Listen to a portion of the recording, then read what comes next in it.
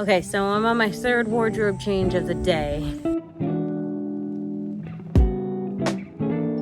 I changed into some waterproof pants, another t-shirt, and I put on my raincoat and came back out to finish the tomatoes, planting the tomatoes into that raised bed. I'll show you that in a second. But after that rain, I realized that the pants, I chose the wrong pants. They weren't actually waterproof. So I got soaked through. I ended up getting water in my boots as well. So anyway, ended up going back in, changing clothes again, had to run an errand. Then came home, and for the last hour or so, I have been working on this behind me, which I'll show you in a moment. Before or after the tomatoes? I'll show you before. And then I'll set up the camera so that you can see me as I finish laying out landscape fabric through the rest of this area. What I basically decided to do is to double the size of the garden area. I originally had the smaller of the two, or actually I have three fences.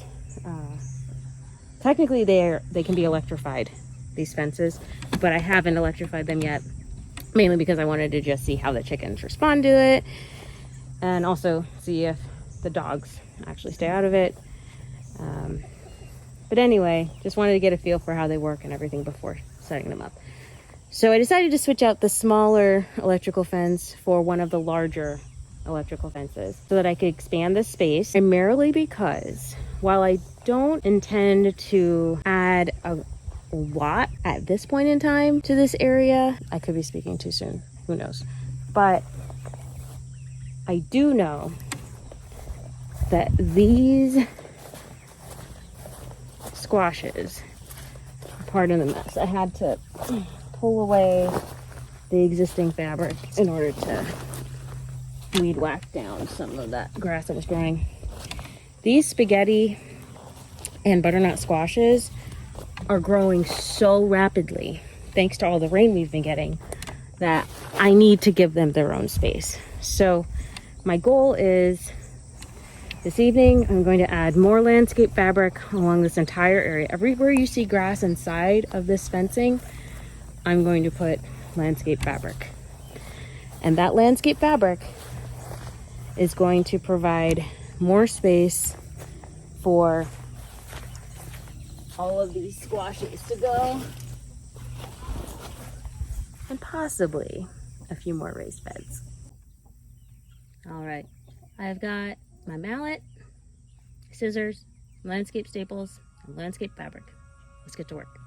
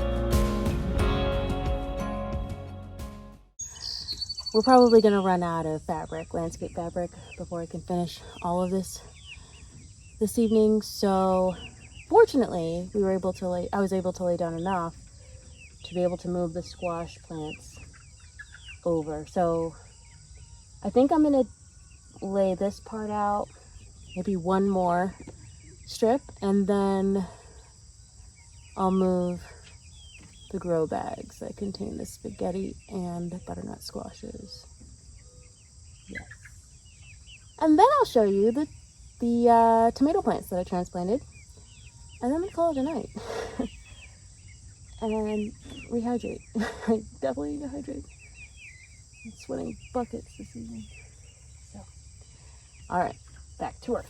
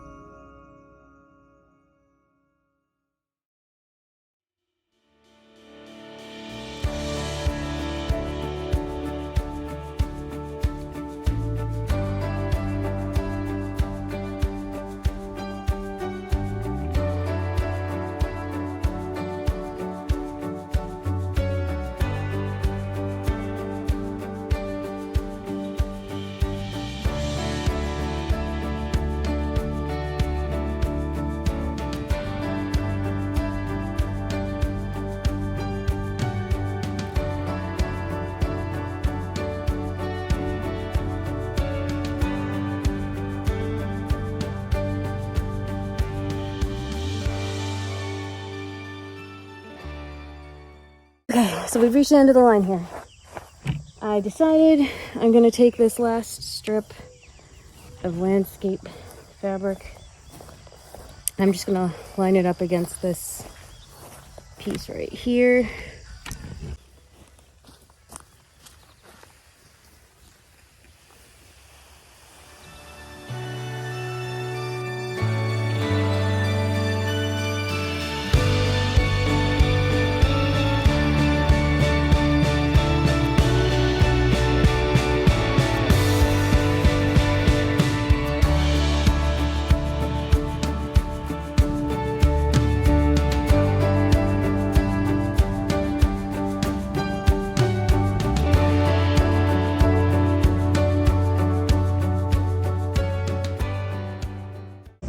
Really glad to have gotten all of this laid out today. Now, with the squash, basically my goal is to move them over to this area.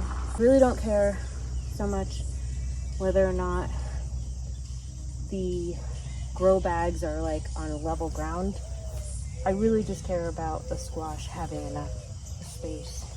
If it turns out that due to the slope that the watering is just messing up the plants, then I'll deal with it at that point. But I really don't think it's going to be much of an issue with these grow bags. So I'm going to start moving them.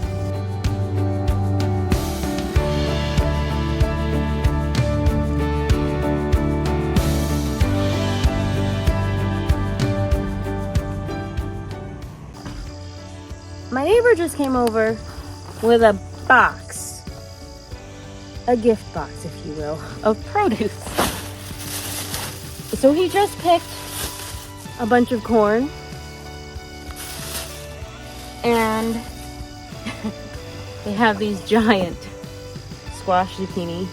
Some of them are in better shape than others, but oh my goodness, they're huge. Whatever we don't eat, we feed to the chickens. Then they also gave us some of their tomatoes and some banana peppers. I give them eggs, farm fresh eggs, true, but my goodness, this is an abundance. This is awesome. Thank you. I don't know if you watch the channel at all, but if you do, big thank you to Randy and Sandy. Appreciate you. Okay, I'm gonna set this aside to take in when I'm done. moving these guys. I'd love to hear from those of you watching. If you could let me know in the comments, have you ever grown squashes like these in grow bags?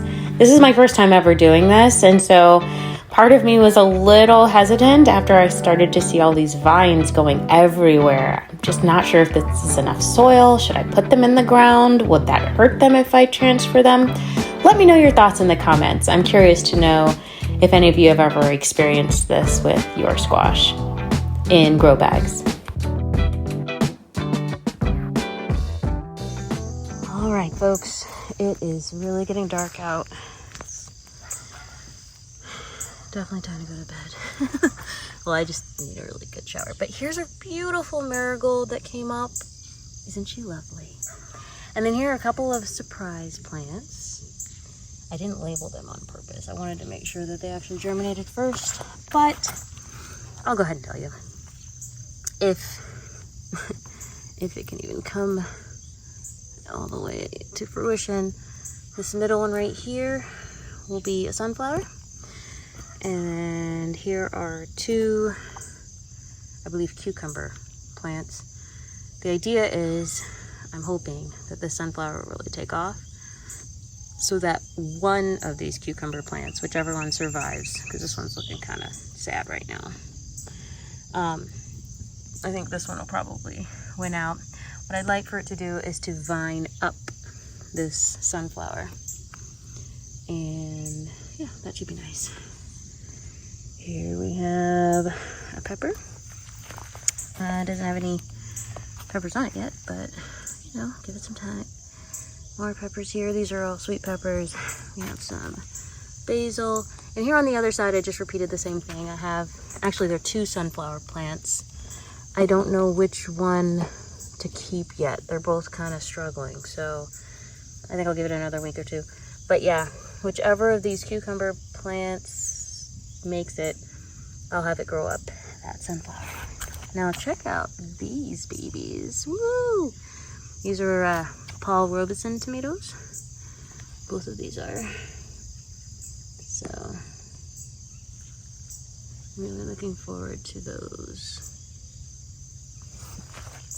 Over here, I decided to put my San Marzano Roma tomato in a grow bag. Well, actually two of them. Here's the other one. Actually has some fruit on it, which is awesome. Here's a pepper plant. I don't remember which one this is. I think it's a, I don't remember. I think it's supposed to either turn yellow or bright orange, but whatever. Okay, now here we have the tomatoes that I transplanted in the rain earlier today. These are some of the cherry tomatoes. These are called white cherry.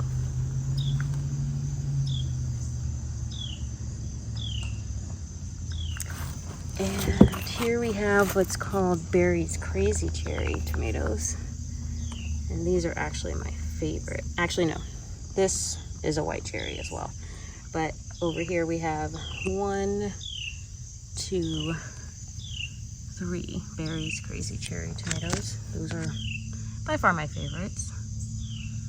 Over here we have, I think these are Oxheart. Let me actually go on the other side and read the labels. Yep, these are Oxheart tomatoes. These are supposed to be pretty meaty, good for sauces. And then here, these last couple of tomatoes are more Paul Robeson. I, of course, had to throw in a few herbs here in the middle. That's some German chamomile. Here is a Tulsi basil. I don't remember what that is. And I don't remember what that is either. So we'll see what those grow up to be. But I know that they're either flowers or herbs. I don't know. Whatever it is, I'm sure it'll be awesome. Then we still have a few more that are still surviving in the pots. These are more of the San Marzanos. I think that's one more Paul Robeson. I had a lot of Paul Robesons, which is really cool. Got a little coming up here. Nice. Yeah, I do feel bad for these plants. They're getting so much rain, which is good and bad because the rain is depleting them of a lot of the nutrients they need. So I'm gonna have to feed these guys pretty soon. Look at this chamomile though, it's taking off, so that's nice. But yeah, look at that. That's some pretty bad damage there. So I'm gonna see what I can do about that. This green stalk, I mean, the basil's really flourishing. It's doing really well. And we do have one of the Italian Romas. It's got a tomato on it. I think. Oh, and there's some more actually right here. You can see. So that's cool. I can actually move this. So after mowing a few days ago, or a couple days ago, usually what we do is the next day, once the grass dries, we gather all the clippings and then put it in our compost bin. But because of the rain, I had to wait a couple days, and then even today when it was being raked up, it was still kind of damp, but it's okay. It'll end up in either compost, or I think I may end up putting some of these clippings actually in the base of some of these raised beds once I get them up and running. So, all right, here's a elevated raised bed that I started. I just have one piece to put in there. And also need some landscape fabric, which now I've run out of, but I'll get some more of that in a couple days to line it before filling it with soil and plants. So I actually plan to make a second one of these, and what I'll do when I make that, I've actually recorded the making of this, but I think for the second one, when I make the second one, I may record that one as well and just determine which one is better for educational purposes, and that way we can all be on the same page on how to put it together. So yeah, so this is how it's looking at the moment. I decided to separate out the spaghetti squash from the, wait, which one are you? I think those are butternut squash, and I think these are the spaghetti squash. I may keep them where they are. I may bring them closer together. I haven't really decided yet. But what I also haven't decided yet is exactly what else I want to put in this area, because I do want to put a little bit more in here.